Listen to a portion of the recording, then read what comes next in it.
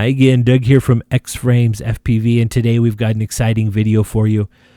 Now, I've been wanting to do this for a while, and I contacted Gearbest and said, hey, I want to do a review of these micro FPVs. And so they sent me 5 out, and I have them here.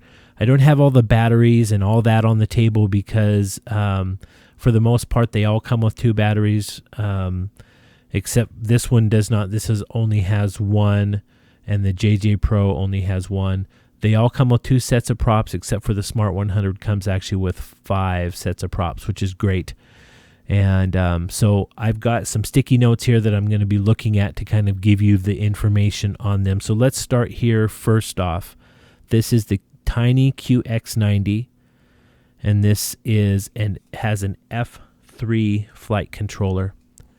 And let's kind of take a look at it. This one does not have any receiver, so you're going to have to put whatever receiver you would like, if it's Spectrum or FL Sky or FR Sky, whatever it is. I want you to take a look here. Get in there and see if you can, yeah, there you go.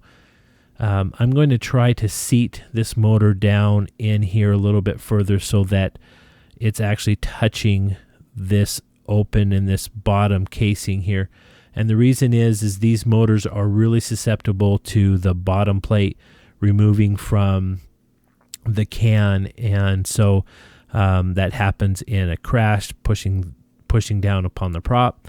It happens even sometimes if you're not careful, when you're putting a prop on and you push too hard, it will actually weaken that. And so I always, when I'm doing it, make sure that I'm holding it at the same time. But I'm going to try to seat it way down in there to protect it.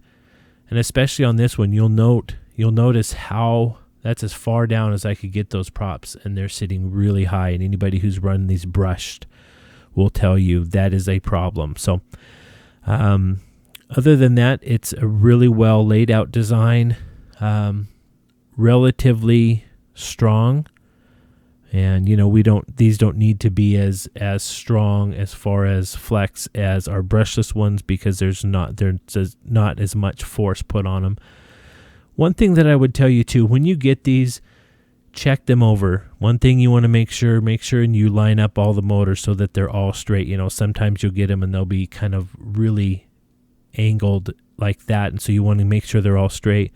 Make sure the wires are all safely ran. When I got this one, actually, it was this one, the antenna was over a little bit, and this, you can see there, it actually is rubbing. So I'm going to move the whole system over, the whole FPV over a little bit, just to kind of give it room. So just go over these. They are really small, and there's a lot of times that there can be little issues. So before you, don't just throw a battery in it, bind it, and fly it. Just make sure you've got everything taken care of. So let's look at the JJ Pro T2. Now this is an 85 millimeter, and the T1 is a 95 millimeter. So this is the T2 here.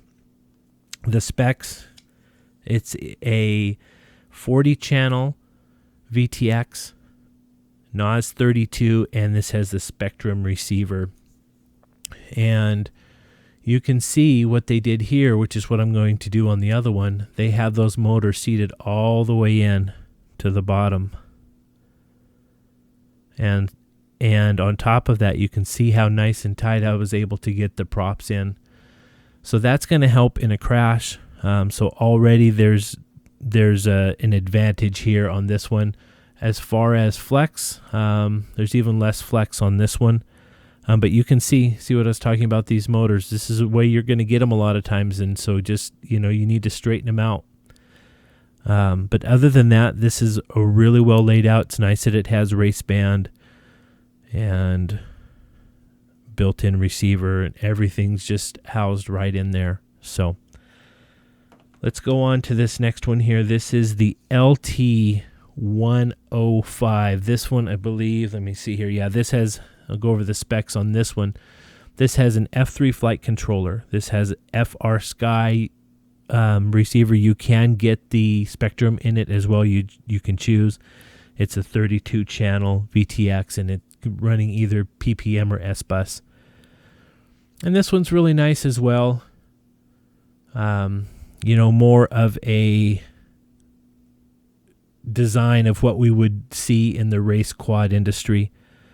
The one thing on this, I'm going to put, let me see if I can get that to focus, because this area in here is so tight that this VTX is pushing back kind of in on the carbon fiber, and it's just all open there. So I'm going to put either some tape or something to kind of separate these two areas so that we don't have any kind of shorting situation.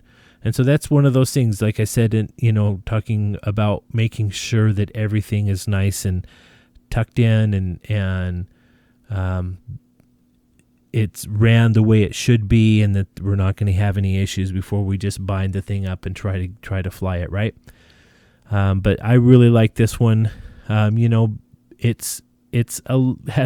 more flex, obviously, because there's no, these other ones have connecting arms, and these just have arms just like we would have in a quadcopter. But I don't think that's going to be too much of an issue because of the amount of force that these have with these 8.5 motors. So I'm excited to get this one going. This is probably my favorite out of the bunch. Now, I've not flown any of these, so this is just on first impressions of build quality. This one comes with 5 sets of props. It's laid out really well. I prefer, rather than having, these antennas, these circular polarized are great, but they're a little fragile, and so I prefer this type of antenna. And let's get some of the specs. This is called the Smart 100. This has a NOS 32 flight controller, 25 channel VTX, and it has, like I said, a Spectrum receiver.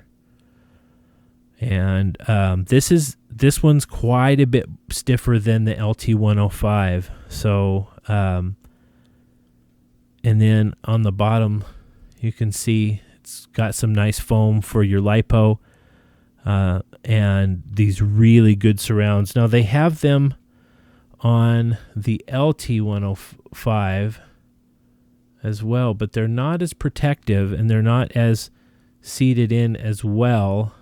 Let me see if there you go, seated in as well as they are on this Smart 100. And the Smart 100 goes all the way out to the edge, and then the top also has that rubberized material, and that really makes it's almost like you've got motor guards on this. So I'm excited to get this one up. I'm excited to get them all up. And finally here, let's go to this one. Now, this one, it kind of has me a little baffled. This is the tiny QX90. Let's go over the specs here real quick. Specs are, it's got an F3 flight controller. This actually has a built-in buzzer, and it's either DSM2 or FR Sky, which this is the FR Sky version, because I have both radios, but I just chose the FR Sky. But so this is an X configuration. It's about the same as far as flex as the LT105. It does have, like it said in the description, it's got a buzzer right there, and that's great. Motor seat in fairly well, not as good as the others you can see there. But here's what worries me is this 2S LiPo. And I just don't know how. I know it's probably going to be, have tons of power and be fun to fly, but I don't think these motors, these 8.5 brushed motors, are going to hold up to 2S power very well in the long run. I think you're going to be replacing these motors quite often. So we'll see. I've never ran a 2S on, I used to, months and months ago, I used to build my own. Before these micro FPVs got popular, I would build my own. And I've never ran 2S on them. So we'll see how this does. And I got it, and I was just like, okay, 2S and little brushed 8.5 motors. But, maybe it'll do better than I think. I know it'll be a handful for sure. But this is a this is another True X. And it's laid out relatively well. Sorry guys, I keep on hitting my camera. I like that it has the buzzer, and it looks like it's obviously a really light little buzzer, so it's not going to add, let's get a look at it there, it's not going to add a lot of weight to it. So the next video on these is going to be some flight footage and kind of my final thoughts on them. And so I'm excited to get these going, get them flying, and get everything working on them and just have some fun. So I hope you guys got something out of this video, and stay tuned for the second part, like I said. And any questions or comments, please leave them in the comment section. You can check out my website at xframesfpv.com. That's xframesfpv.com. And thanks so much, guys, and I hope you have some time to fly.